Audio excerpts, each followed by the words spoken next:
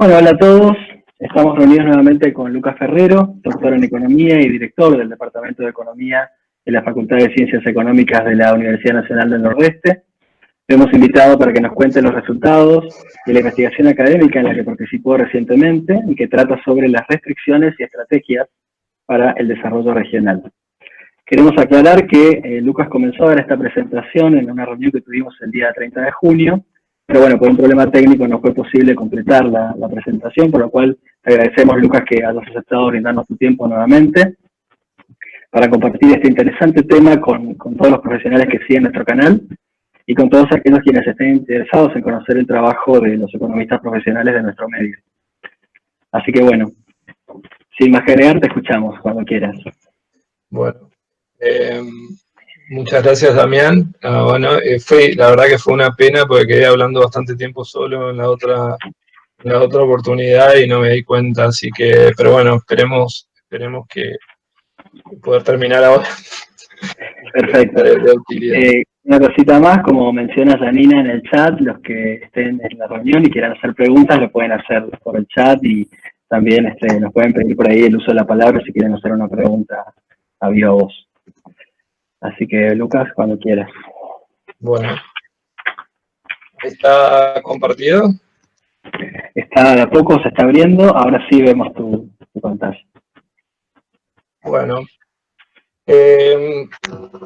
Bueno, básicamente, como decía Damián, estábamos viendo este tema, que es parte de un trabajo que tiene trabajos técnicos detrás, bastante reflexión y aprendizaje en el proceso.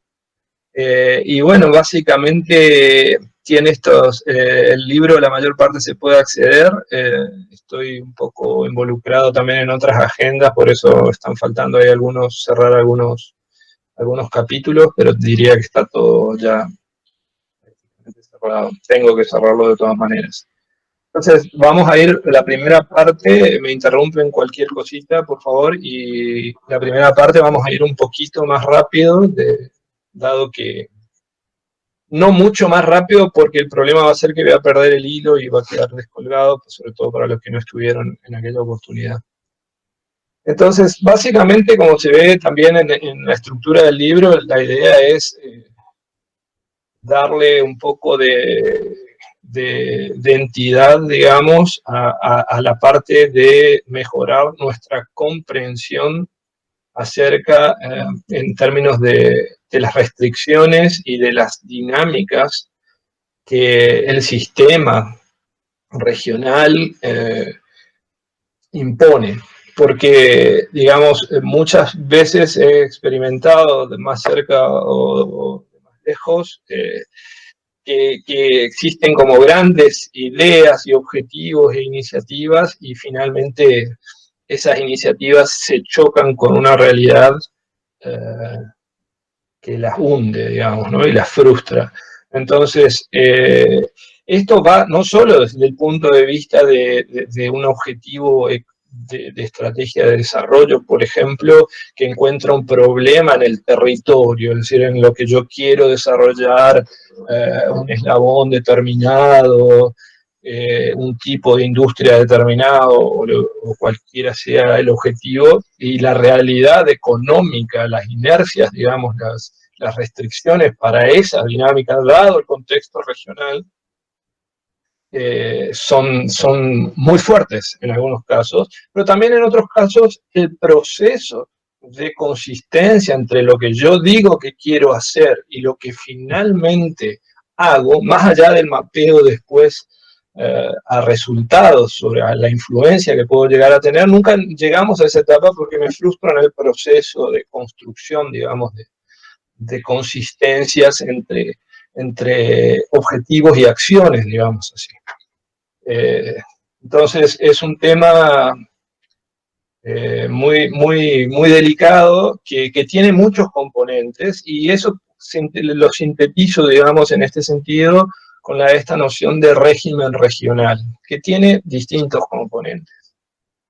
Entonces, yo creo que como economistas y como investigadores en general, interesados por el desarrollo, en otras disciplinas relacionadas, el área de investigación aplicada, pero profunda y rigurosa, todavía tiene un largo camino, incluso de la mano de los sistemas de apoyo, de información y de usuarios que lo requieren, porque eso nos fortalece en el sentido de que nos demanda mayor rigurosidad.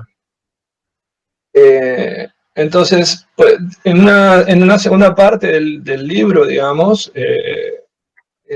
me detengo bastante en esta idea de planificación insertada en el régimen político e institucional como interdependientes con lo que finalmente se observa en el marco de la política pública territorial, digamos. Y después, en la última parte, voy más sobre temas de encuadres propositivos, digamos, en el sentido de ejes de discusión. Eso probablemente en esta parte no profundice mucho, más que en lineamientos generales, o si hay preguntas posteriores.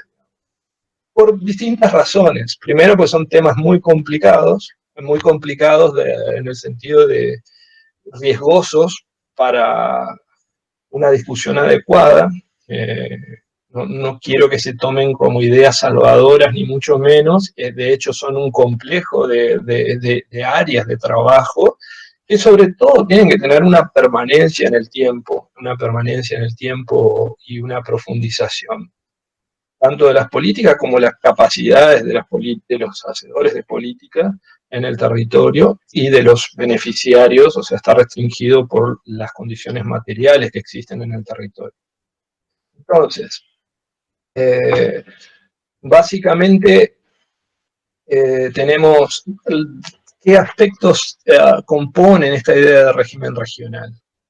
Entonces hay un entorno institucional y macroeconómico agregado que tiene toda la construcción política institucional argentina, desde el federalismo, desde el tipo de presidencialismo, desde la relación de los gobernadores, del sistema de partidos en su interno, digamos, y en relación a los otros organismos formales de poder, las arenas formales e informales, digamos, de interacción, y con el Poder Ejecutivo Nacional.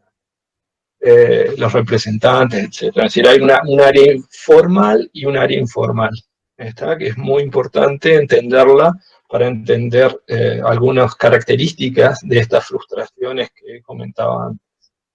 Después tenemos la idea de geografía, la geografía en el sentido del rol o la funcionalidad territorial, tanto al interno de la provincia como en relación a otras regiones del país y del resto del mundo. Entonces ahí existe esta funcionalidad agregada y después podemos discutirla por sectores desde el régimen económico y desde el régimen también, como digo después, fiscal, ¿no es cierto?, que es muy relevante.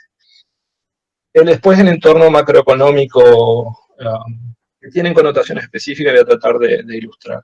Entonces, esto es tomado de Meyer-Stammer, pero yo lo distorsioné bastante, digamos, solo para resumirlo. Como cuando hablamos de competitividad, entonces yo digo, bueno, quiero desarrollar un eslabón o quiero desarrollar un sistema de conocimiento en software o en genética o lo que sea. Tengo niveles de capas de restricciones, es decir, que me van a condicionar la viabilidad, digamos, y en qué sentido los esfuerzos que uno realice, tanto a nivel meso, como dice ahí, que sería nuestro nivel, o en cooperación con otras provincias eventualmente, o a nivel subprovincial también, y el nivel de empresas o de los trabajadores, digamos, es decir, en qué sentido, cuáles son las posibilidades de resolver un problema en el nivel micro, dado que determinados parámetros de estas capas, meta, macro, meso, están dadas, ¿no es cierto?, desde el nivel micro. ¿Y qué instrumentos tengo yo y qué capacidades tienen esos instrumentos desde el nivel meso, desde el nivel micro, para luchar contra ciertas inercias de las capas anteriores? Esto lo discutimos ya la vez pasada. Entonces, dentro de lo que sería el nivel macro, habíamos discutido este tema de la inestabilidad macro, pero no es solo la inestabilidad macro, sino que también afecta las rentabilidades relativas de sectores, y este es un punto central, digamos. No es solo la inestabilidad del régimen macro, que acá vemos como ilustración los problemas tendenciales a tener déficit intransable, o sea, baja competitividad en producciones de bien y generación de valor que se comercializa internacionalmente, el problema fiscal permanente con toda su complejidad interna, la fase superavitaria de lo que se llamó el modelo de tipo de cambio real alto, para después sufrir un severo deterioro tendencial hasta el 2010, la corrección de 2018. Algo que está detrás de esto, está más adelante, pero me voy a arriesgar un segundo y les voy a tratar de mostrar en vivo, digamos, lo que es el tipo de cambio real, si uno va al Banco Central. Este tipo de cambio real, ven que yo lo puse acá desde el 2008, pues vamos a ver cómo se afecta, tuvo un pico en el 2002, la crisis del 2002, 2001, 2002, y después tuvo un deterioro tendencial. Acá a partir de 2011, vieron que 2011-2012, que se había convertido en déficit externo, llegamos a niveles, a este nivel, y posteriormente acá el deterioro de reservas en la última parte del gobierno de Cristina Kirchner, y después se sostuvo esto a través de carry trade y endeudamiento, digamos, de forma similar a lo que pasó en la convertibilidad. A partir de ahí se agotan estos sistemas de acumulación de reservas, de restricciones cambiarias, y empieza la presión a tratar de subir, digamos. Este es un ejemplo que está relacionado con lo que acabo de mostrar, digamos, pero que afecta la rentabilidad relativa de sectores y cuán competitivos son. No es el único pilar, hay otros elementos, componentes fiscales, etcétera, pero es un tema central. Y lo otro para apreciar acá es que esto implica rentabilidades relativas y tiene una variabilidad enorme, va de 75 a 150 en cortos periodos de tiempo, es decir, la previsibilidad. Entonces hay un área de trabajo que no podemos negar porque condiciona fuertemente el desempeño regional, que es el nivel macro. Está esto relacionado también con la presión tributaria, porque vamos a tocar temas de dualidad en la región. Entonces, no solo discutir el gasto público y la presión sobre el PBI es bueno o malo, porque podemos discutirlo largo y tendido a ese tema, en el sentido de que lo que importa en realidad es la capacidad, la orientación del gasto, la estabilidad, la capacidad del sector público, pero básicamente esto tiene una contrapartida, es decir, que es la presión tributaria y la estructura tributaria detrás de este nivel de gasto. En el sentido que otra vez va a afectar la rentabilidad relativa de sectores, los patrones distributivos, los patrones de acumulación personal, pero también sectoriales y regionales. Entonces, cualquier consulta, si estoy hablando complejo, me lo dice. Entonces, este también lo habíamos dado simplemente para ilustrar lo que es la esencia en un gráfico de la geografía económica, que es de Krugman en adelante, y las teorías modernas de comercio internacional.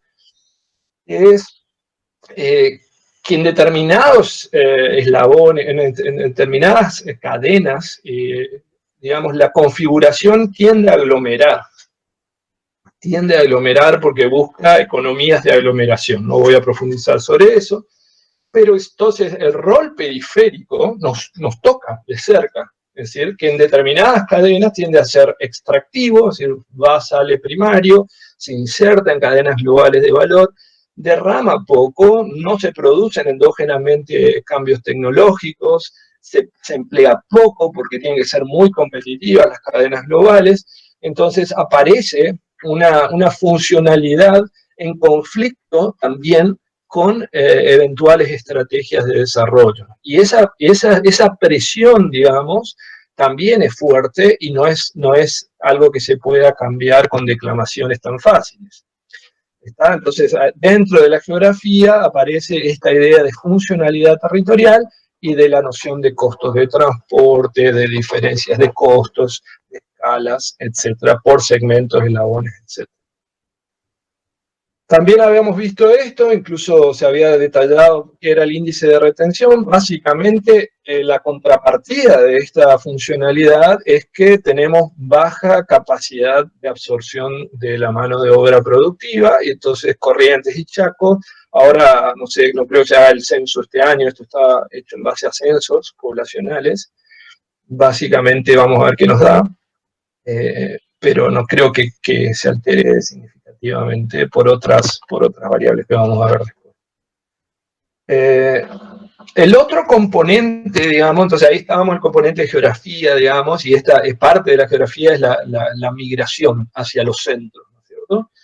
Que no está revertida. Porque yo migro porque espero tener mejores condiciones de vida en otros lugares. Entonces, el otro componente es central también a la dinámica regional, es cómo se generó el sistema fiscal federal en todos sus componentes, digamos, ¿no? Y simplemente para motivar, para estilizar un proceso histórico e institucional complejo, si uno observa, se fue dando básicamente un proceso de centralización de las bases tributarias más eficientes, a pesar de que la Constitución Nacional establece, digamos, que los recursos tributarios directos corresponden a las provincias y los indirectos son de base concurrentes. Los impuestos más rendidores, digamos, han sido ocupados, las bases más rendidoras han sido ocupados por el gobierno central, federal, o nacional, como quieran llamarle, y entonces la cadena, casi uno repasa la evolución histórica, es que tenemos algún desequilibrio fiscal desde fines del 800, y ahí empieza gradualmente, porque eran cuestiones menores y el Estado Nacional tenía una baja, creo que ya habíamos llegado hasta acá en ese momento. ¿Me están escuchando, chicos? Sí, perfectamente, Lucas. Bueno, gracias.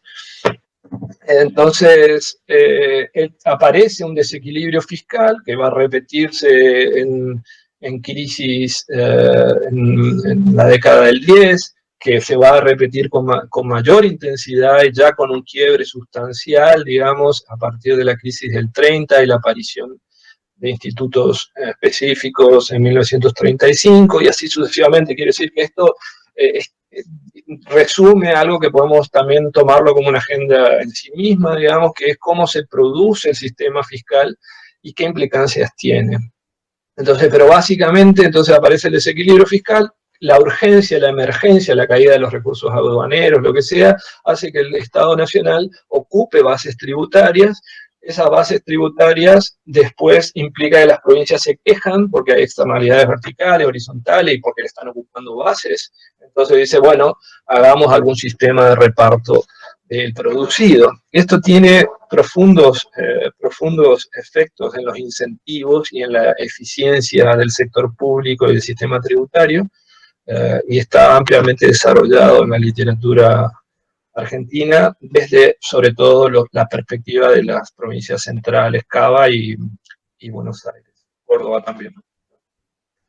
Está bueno. Entonces, ¿qué es lo que tenemos? Un fuerte desbalance vertical, es la proporción del gasto público, de los recursos tributarios ordinarios, depende de esto, podemos discutir la medición, el indicador, digamos, pero la parte que los gobiernos provinciales, le dicen a sus ciudadanos, a su base electoral y a su base económica, territorial, le dicen, denme plata porque tengo que satisfacer servicios de seguridad, salud, infraestructura, educación, etc. Es básicamente relativamente bajo, entonces, sobre todo en las regiones periféricas, como en Ainea, Noa y Chaco. A pesar de que Chaco tiene alícuotas sustancialmente mayores, digamos, bueno, sustancialmente mayores, digamos así, no vamos a entrar en el detalle, está en el libro esa discusión, y tiene también más tributos, por ejemplo, la tasa de salud, que es un tributo que recae sobre la nómina salarial formal. ¿Está? Entonces, esto también nos configura un canal de transmisión de corto plazo, pero tiene efectos, digamos, tiene efectos profundos en la estructura, en la orientación de los sistemas urbanos y fiscales, en el funcionamiento del sistema político partidario, y también en las dinámicas cíclicas, sobre todo urbanas. ¿Está? Entonces, esto simplemente para ilustrar que hay un canal, dado que es muy pesado y que financia, digamos, de alguna manera un déficit sin esas transferencias del nivel provincial muy marcado, y por lo tanto ese financiamiento de déficit tiene una contrapartida en bienes, si se consume de alguna u otra manera ese financiamiento que viene de otras regiones.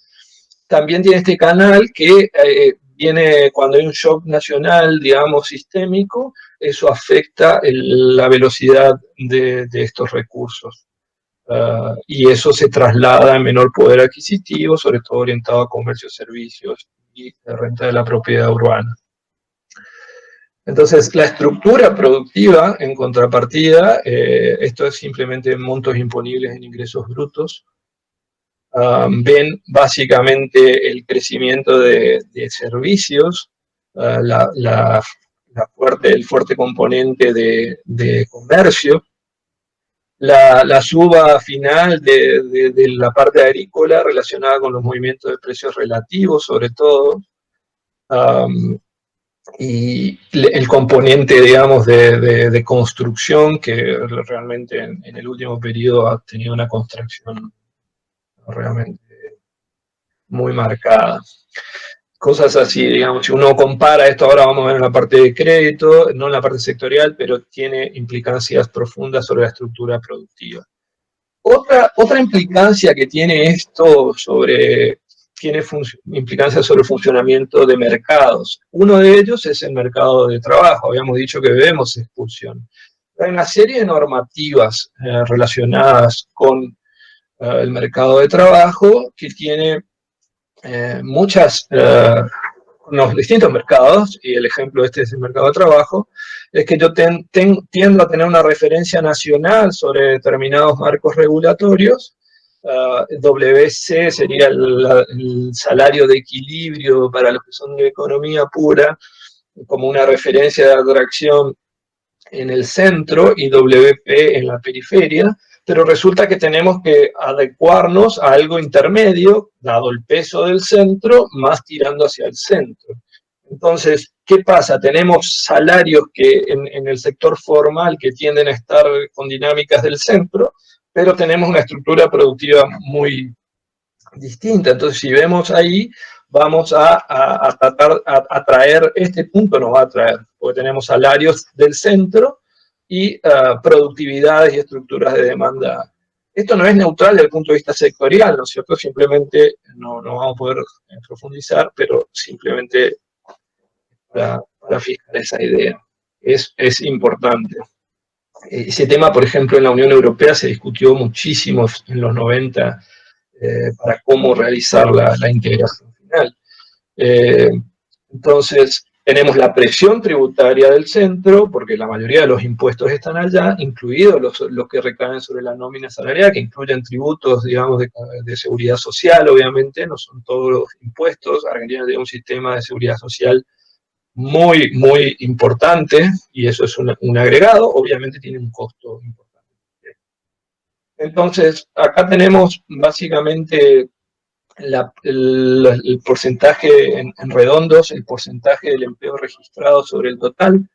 Vemos que estamos bastante bajos en relación al resto. Obviamente que en la periferia estamos más cerca. Estamos Neanoa, Chaco y Corrientes, ¿no?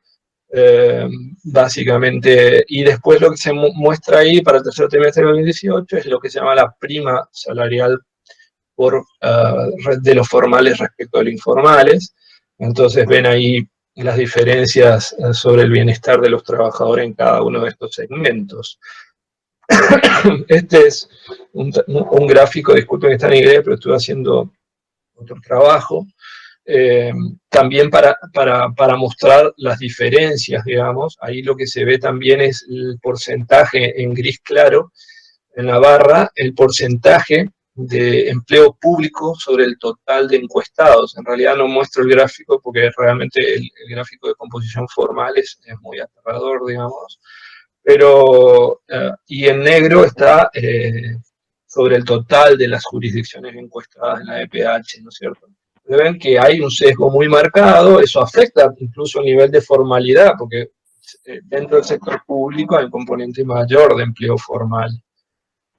Está, entonces, lo otro que se ve ahí llamativamente es que durante el periodo hubo un proceso de reducción de la informalidad que fue acompañado marcadamente por el proceso de crecimiento que se dio acá después hasta el 2009 y después se lateraliza bastante y acá empieza a aparecer una especie de divergencia en la relación de empleo informal sobre el formal. Entonces, esto para tomar uno de los temas, ¿no es cierto? Aparecen estas dualidades, ¿no es cierto? De formalidad, de tipo de empleo, de seguridad, en términos de empleo público, que tiene un componente, como ustedes saben, fuertemente, le pongo ahí transaccional, en el sentido político, es decir, que afecta la orientación y la capacidad del sector público. Después tenemos en otro nivel de segmentación el empleo formal registrado privado, digamos, y finalmente los empleados informales. Esos están por lo menos generando ingresos de alguna manera más o menos genuina, más o menos genuina, y después tenemos las implicancias sobre el desempleo y los niveles de participación y actividad en el mercado de trabajo. Si bien en el Chaco, como ustedes habrán visto, el nivel de desempleo es relativamente bajo, el nivel de participación y de actividad en el mercado de trabajo es excesivamente bajo. Es decir, hay un componente de inactividad muy importante más allá de cómo se mida. Y esos datos están también discutidos ahí. Entonces, aparece un fuerte componente de rentas de la transferencia intergubernamental que recae sobre la nómina salarial principalmente, eso se ve en el régimen fiscal, pero la mayor parte se apropia desde el sistema de empleo público, que tiene su funcionalidad productiva en parte y en parte no. Pero claramente también afecta, incluso dentro del componente productivo del sector público, la orientación y la sensibilidad a las problemáticas de cada área. Entonces ahí aparece, por eso planteo esta distribución del sistema de renta, que es donde aparecen otros actores también, ¿no es cierto?, dentro del sistema público, pero eso después recae, particularmente el componente salarial, recae sobre el sistema urbano de consumo y de servicios no transables y las rentas de la propiedad. Entonces tenemos un beneficiario directo y beneficiarios indirectos del régimen federal. Ahora, eso no genera, es distribución de rentas, ¿está? En alquileres, en déficits comerciales interregionales, es decir, esta computadora que estamos viendo nosotros no la producimos acá, la ropa que tenemos, etc. Entonces, ese tipo de diagnósticos y sobre otros mercados también, esto también creo que lo mostré, no recuerdo ya si lo había mostrado, le cambié un poco el orden, pero por ejemplo la estructura del mercado de crédito bancario. A nivel país tenemos el componente de empresas en gris, están al 63% del total de la asignación de crédito. Y el 36%, digamos, 2/3 casi y 1/3 casi, un poco más de 1/3 entre gobiernos y familias y empresas. Y por el otro lado, en el Chaco, que es un atributo común de la región, también, ojo, son relaciones periféricas y del sistema fiscal implícito, tenemos prácticamente los números invertidos. ¿Está? Entonces, la funcionalidad de los mercados en función del desarrollo productivo y de escalas y de tecnologías, es muy dispar entre regiones. Bueno. Bueno, la otra cuestión es que no todo es de centro-periferia, sino que hay relaciones, variabilidades interesantes incluso dentro de la periferia. Y uno de ellos es cómo se tratan los fondos, cómo se tratan y cuán relevantes son los fondos transitorios y los financiamientos transitorios. Es decir, por ejemplo, desde el sector público, las transferencias discrecionales provenientes de alineaciones político-partidarias y de un criterio transaccional de transferencias discrecionales bastante intensivo, digamos así, y de deuda, tienen efectos sobre la estructura y sobre la distribución de renta y también sobre los riesgos fiscales y los patrones de sustentabilidad fiscal futuros, muy dispares. Entonces, cada jurisdicción toma estas líneas con grados variables, digamos, de intensidad. Y también tienen grados variables de capacidad para resolver los conflictos y orientar las estructuras del sector público según las funciones formales o los criterios políticos clientelares. Entonces, lo que quiero decir acá es que hay un fuerte trabajo para hacer en términos de esto. Un ejemplo nada más es, si quieren pueden analizarlo, las diferencias de tratamiento en Corrientes y Chaco, que estamos bastante vecinos. Chaco tiene mayor coparticipación per cápita que Corrientes.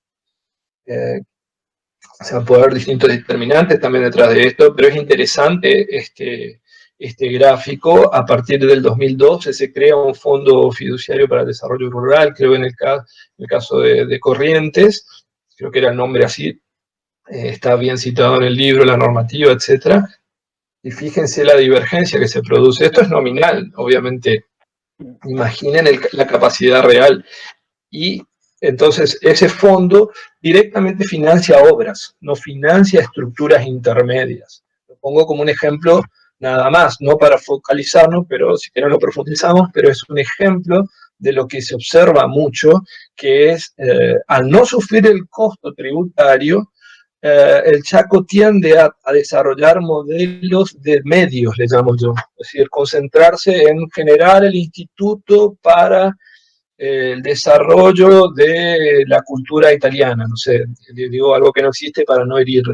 Entonces, y la cultura italiana queda en algún lugar, probablemente en Italia, bastante lejos del instituto, y el instituto en sí se convierte, que era un medio para desarrollar la cultura italiana, queda en su negociación interna política, en su puja distributiva salarial, etcétera, etcétera. Entonces, eso es si bien es un ejemplo simple, la forma de resumir que encuentro es para digamos, fortalecer esta idea de medios fines, ¿no es cierto? Entonces, a diferencia de eso, lo que vemos acá es que, por ejemplo, la afectación del impuesto inmobiliario va a institutos o a fondos, disculpe, por eso no quería este tema, entonces a medios que son estos consorcios, estructuras descentralizadas, organismos autárquicos, etcétera, etcétera. Entonces, nadie sabe qué se hace. Yo, por lo menos, no tengo un acceso rápido para evaluar, que es una orientación que ha tomado hace rato la política pública, no evaluar de controlar, eso le toca a los organismos de forma, como vamos a llamar más adelante, pero sí evaluar el efecto que tiene la aplicación de un peso sobre un determinado tema de política pública, porque a lo que a nosotros nos importa es el efecto final que tiene el peso que se asigna a un área determinada sobre la infraestructura, sobre la producción, sobre el aprendizaje, sobre las capacidades territoriales para administrar riesgos, etcétera, etcétera, humanos, etcétera. Entonces, ese es nuestro objetivo, ese es el objetivo. Entonces, tenemos que evaluar la consistencia para atender esos objetivos y no tener afectaciones que pueden estar totalmente, ser incompletas, ser insuficientes o ser excesivas, o quedarse en el medio, como decíamos recién. Entonces, este es otro tema que afecta mucho el desempeño regional, que es la maldición de los recursos,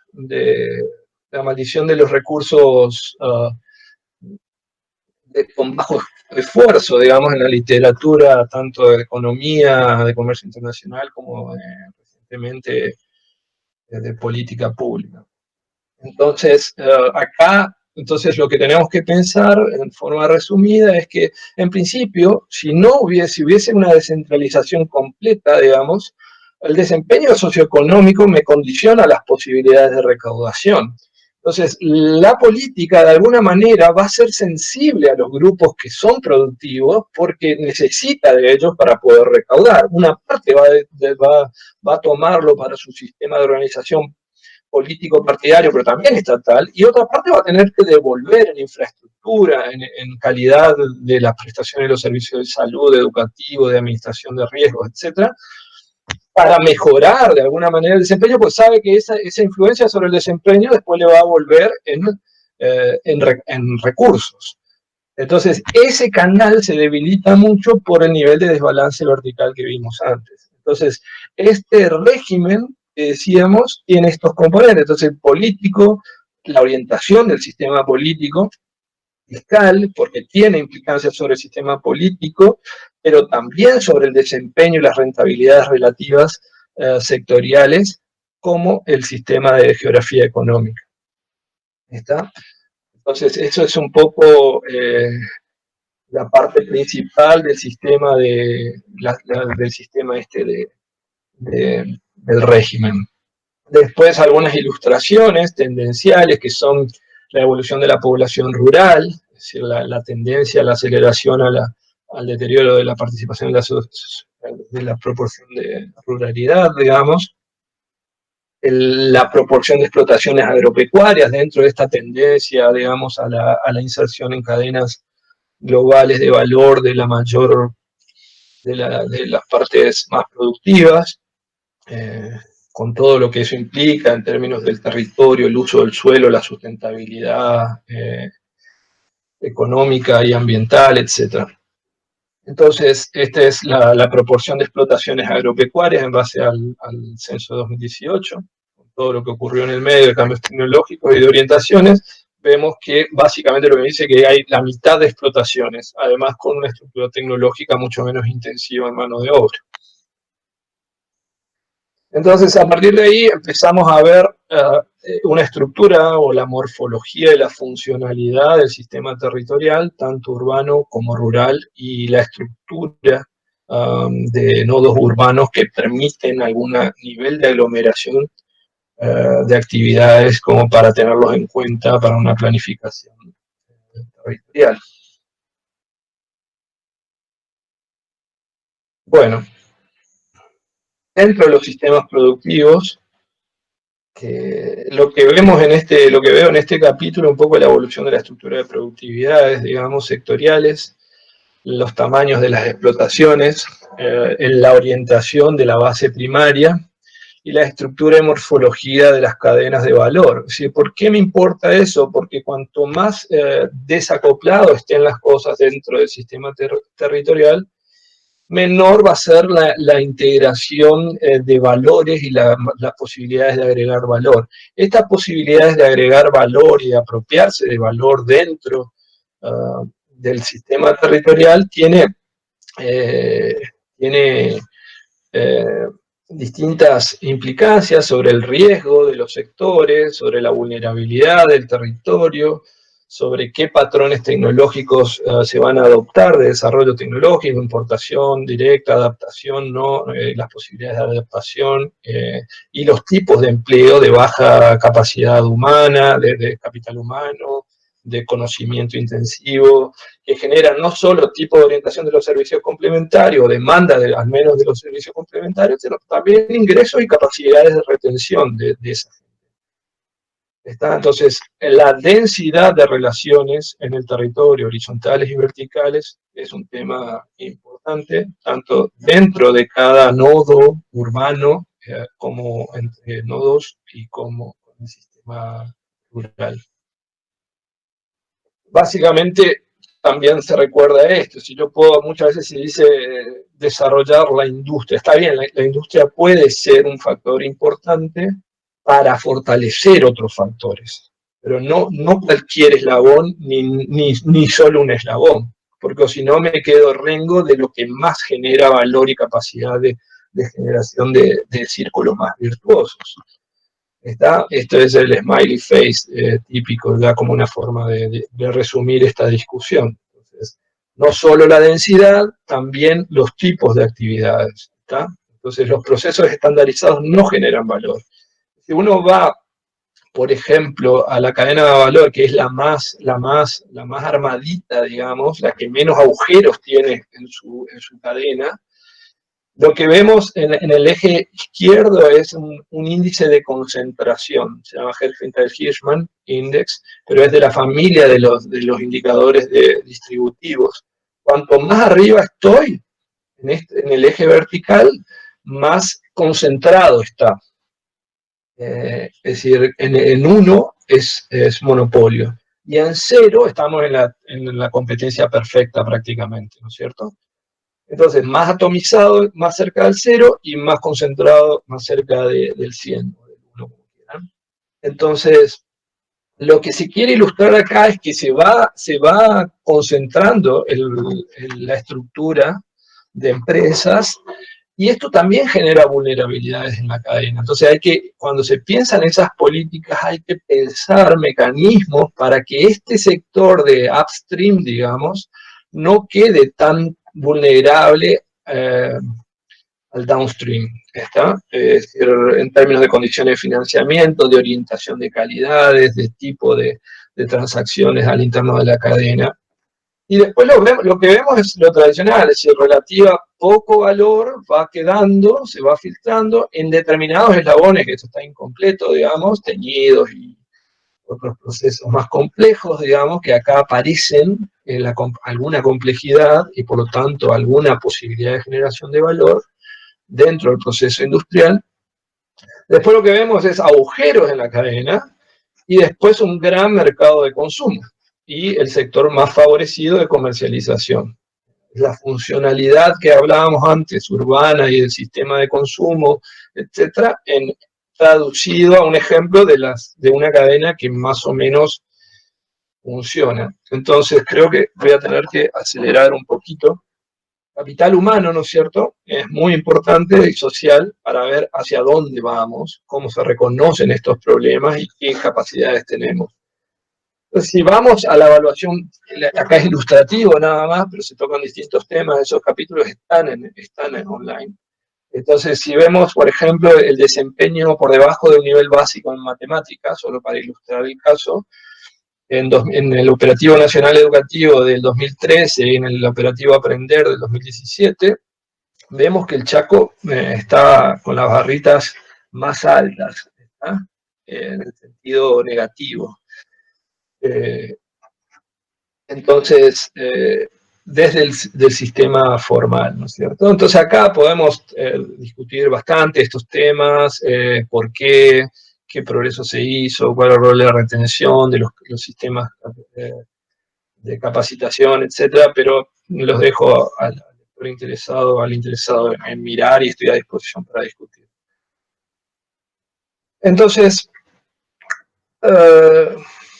básicamente, acá empezamos en la segunda parte, esta parte que es un poco reflexiva. Tomé algunos temas nomás, probablemente, no sé si serán los adecuados, pero básicamente para discutir lo que más tenemos este marco, digamos, este régimen regional, que incluye el régimen político, que incluye el régimen fiscal, que incluye el régimen económico de transferencias y geográfico, con sus efectos.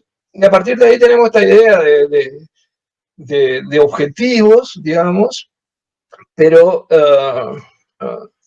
esos objetivos no tienen un mapeo del todo consistente. Objetivos hasta en leyes. Ustedes pueden leer varias leyes. Lean, por ejemplo, la ley de creación del APA. Además de ser excesivamente larga, es una cosa de locos. es muy interesante leer. En contexto de lo que pasó no mucho atrás, nosotros nos olvidamos, pero hace poco estuvimos con emergencias hídricas bastante extremas y ahora estamos con un problema en salud, ¿no es cierto? Y en el 2015 se aprobó una carrera sanitaria que básicamente era una recomposición salarial. Entonces, la coherencia entre lo formal y lo real es una preocupación acá, porque detrás de eso hay grupos de interés con poder real, digamos, ¿no es cierto? Esto es instituciones y economía política pura, llevada y traducida y tocada en el territorio del caso provincial. Entonces, ahí aparecen estas distorsiones, ¿no es cierto? Entonces, esto es un tema que hay que tener mucho cuidado en los diseños de estos marcos de gobierno de las políticas.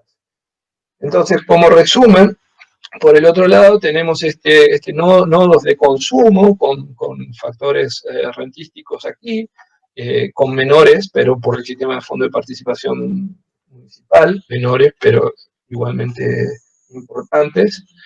Después tenemos el flujo redistributivo regional a través del sistema de transferencias, las transferencias regionales, etc.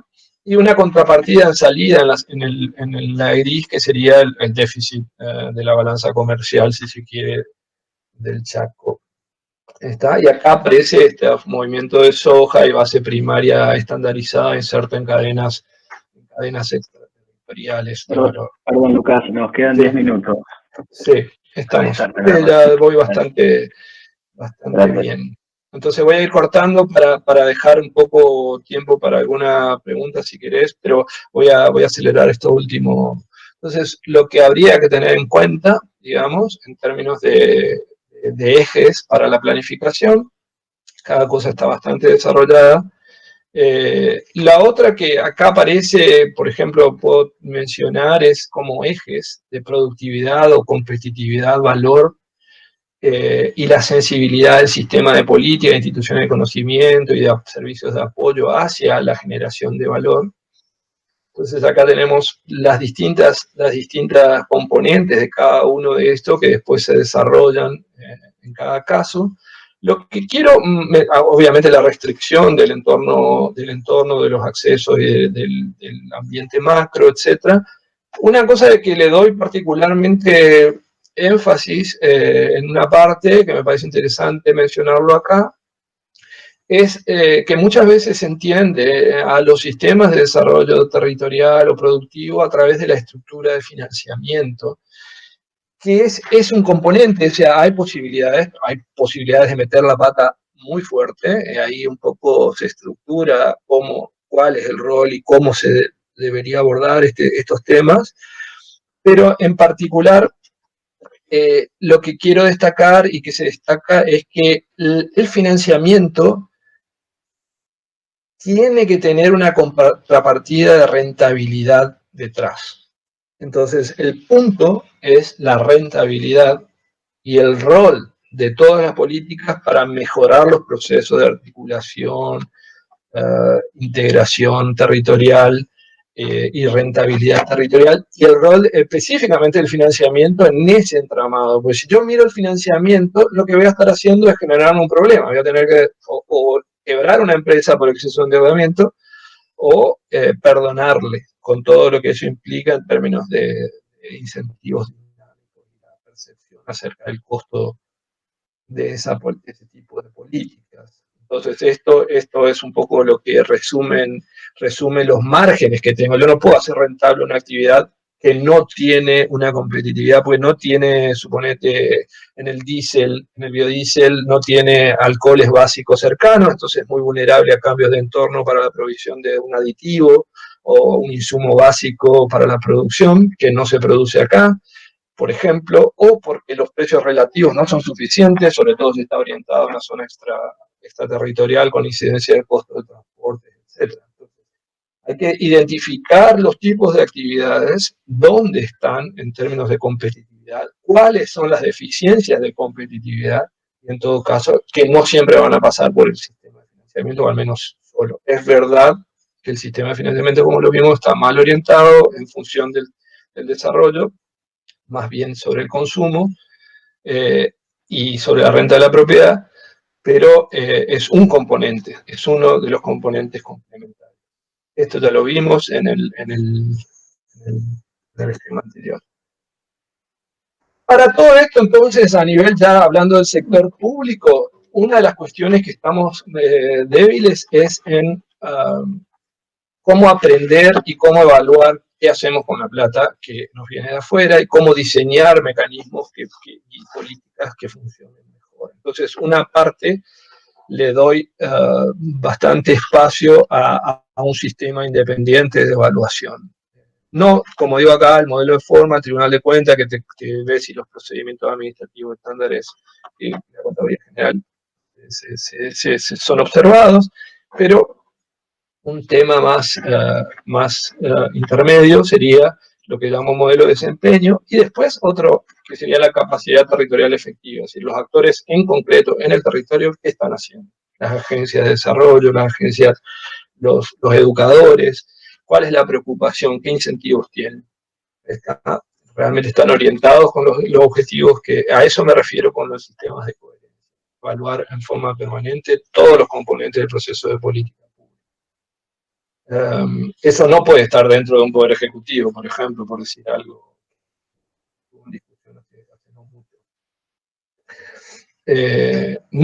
Otra vez, no es un sistema de control, digamos, no va a mandar a nadie preso, pero va a evaluar la consistencia y va a poner en conocimiento. Ahí el nivel de usuarios también es relevante y una limitante importante. Entonces, bueno, básicamente eso es lo que prioricé para discutirlo. Entonces, hay una agenda específica al interno de discusión de políticas. Como les digo, las políticas no son tan específicas, son áreas, porque no soy un policy maker, digamos, por un lado, y por el otro lado, porque también por varias razones, pero una es que los procesos, como ven, como uno debería por ahí traer de este sistema, es que salen del sistema. Es decir, uno no puede venir con ideas grandiosas, pues las ideas grandiosas pueden no tener una correspondencia en cualquiera de las etapas, sea en la denunciación del objetivo, sea en la consistencia del proceso de provisión de política pública. ¿Está? Entonces, básicamente repasando, tenemos el régimen regional impone muchas restricciones, y hay que reconocer las fuerzas que están operando en todos los niveles, urbanos, políticos, del sector público, del sector privado, de los sectores de actividad y de su vinculación, del sistema institucional del conocimiento también, de los institutos de tecnología, etc. De las capacidades que tiene el Estado para afectar esas inercias, porque si yo puedo estar muy disconforme con la realidad, pero si yo tengo que empujar un carro para el norte y cada vez que me dice, bueno, anda y me voy para el este, entonces no va a andar, ¿está? Yo puedo decir, vamos para el norte, pero cuando empiezo a andar, me voy para el este. Entonces, eso se refiere con este sistema marco de política pública. Entonces, después hablamos de los procesos de infraestructura, de todas las segmentaciones por tamaño, de los aspectos tributarios, de las implicaciones sobre las políticas de subsidios, sobre los diseños, etcétera, pero, digamos, fortalezco y me quedo con la idea estructural porque todavía nos falta mucho en este sentido, ¿cierto? Bueno, eso es todo. No sé si se entendió más o menos. Muchísimas gracias, Lucas. Se nota que hay mucho trabajo metido acá. No sé si querés mencionar a quienes, además de vos, participaron en la investigación y cuándo se publica el libro, también queremos saber. No, en realidad es una serie de trabajos procesos que he venido haciendo, más yo, obviamente que siempre hubo gente en el CONES, desde el presidente, que ayudaron, digamos, en términos de darme una visión territorial de algunos aspectos, después los chicos que han pasado por el CONES, mientras que yo tuve interacción ahí, Carlos Lotero, David Cantor, Natalia Baluk, pero no me quiero olvidar de alguien, pero fueron varios, digamos, que por ahí, o sea, no tuvieron injerencia directa. Que yo, Alejandro San José, hicimos un trabajo con él, que Perdón, como acá me pide Janina si puedes dejar de compartir la pantalla, si te vemos mejor. Perdón. Entonces, dejar de compartir. Ahí estamos. Y esto además va a salir publicado, ¿no? Sí, ya estoy hablando con la editora de la UNE, un poco es el proceso de adecuar tamaños y espacios para que es una colaboración con CONES y la universidad. Y después, bueno, te decía, con Ale San José hicimos algo de eso, tomo en el capítulo de población, la parte demográfica. Con Matías Igen también alguito hicimos de la parte de clasificaciones de intensidad tecnológica, y bueno, cosas así, pero en realidad es un esfuerzo bastante... Obviamente que también antes de eso estuve en la Oficina Legislativa de Presupuesto, que pretendíamos que sea una evaluación de políticas, una oficina de evaluación, y ahí estuvieron los chicos de la OLEP, que estaba Alcira en la parte de educación, Alcira Soria Ojeda, Silvia Jiménez, bueno, ella estaba en otra parte del municipio, pero bueno, en general interactué y aprendí a lo largo de estos años bastante con varias personas. Muy, muy interesante. Y bueno, ¿el libro dónde se va a conseguir? ¿Eso lo sabemos o todavía no? Y no, el problema que estamos teniendo con la UNE es que ellos, por este tema de la pandemia, no publicarían un formato físico, sería un formato digital. Seguro va a estar en el CONES, pero se va a publicar en formato físico igualmente, porque ya está hablado. El tema es que no te puedo dar una respuesta específica ahora sobre eso. El formato digital va a estar completo, digamos. En septiembre debería estar. En septiembre es la fecha que fija la universidad para la presentación de este tipo de proyectos. Y a partir de ahí se va a imprimir, digamos. Lo vamos a esperar con mucho interés. Bueno, Janina, ¿querías hacer alguna pregunta? ¿O alguno de los presentes que quiera hacer alguna pregunta? No solamente mis felicitaciones por la exposición, la verdad que muy claro puse que coincido con Pato, que también lo felicitó, y bueno, que vamos a esperar el libro, porque la verdad que es súper interesante todo su presentación. No sé si hay otras preguntas, porque se me cayó la conexión como 3 veces, y viste que cuando salís no ves las anteriores, así que no sé si vos ves alguna. Hoy me tocó a mí, parece, lo de la conexión. Acá habla Arancibia, Patricia, Fuego Salud Pública, adicional del 10% para el consumo. Sí, no sé a qué se refiere, pero básicamente supongo que es la parte del régimen fiscal que tiende a hacer una apilación de cosas y pasa, por ejemplo, el consorcio caminero, que está involucrado en las obras, o sea, es una pata territorial del APA en términos de, por decir, seguir el caso que plantea acá. APA es Asociación Provincial del Agua, ¿no? Sí, y se le asignan recursos, pero yo no vi evaluaciones, digamos, sobre eso. Y otra vez, no estoy hablando de control, sino básicamente cuál es el destino. Medir la efectividad, ¿no? Medir la efectividad de las políticas. Exacto. El Fondo de Salud Pública es otro tema, porque si hay un lugar donde no hay que imponer es en el trabajo formal privado. Entonces, en vez de ir a negociar con los sindicatos públicos y decir, bueno, hasta acá me da el cuero, o reduzcamos el nivel de empleo, se hacen todos estos sistemas que terminan siendo, desde el punto de vista, en este caso, la incidencia tributaria, bastante perjudiciales al desarrollo del empleo privado.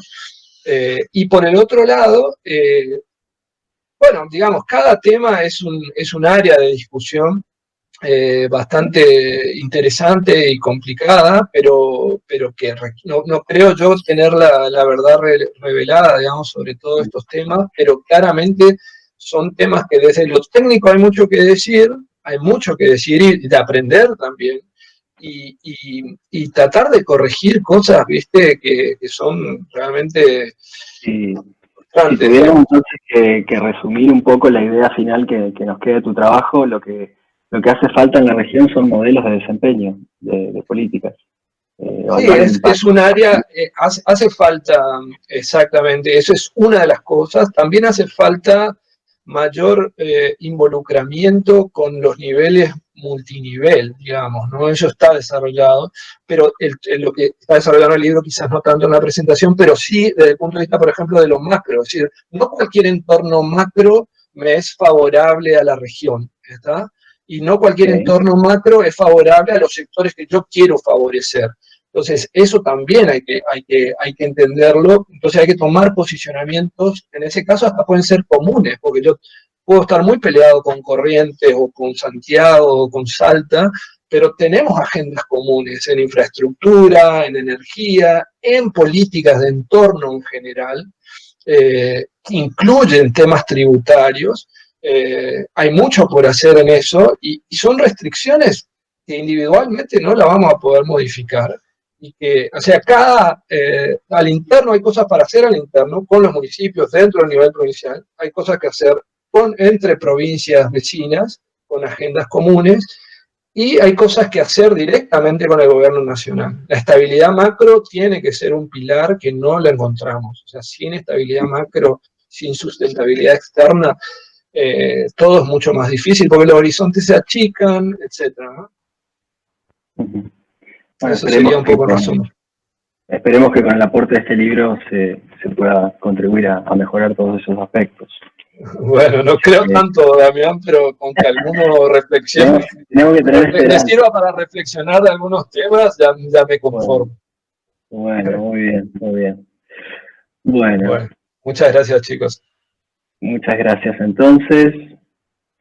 Y nos vemos en la próxima reunión a los seguidores del canal. Gracias, Lucas. No, de nada, chao, saludos, gracias a ustedes. Chao, chao. Chao, chao.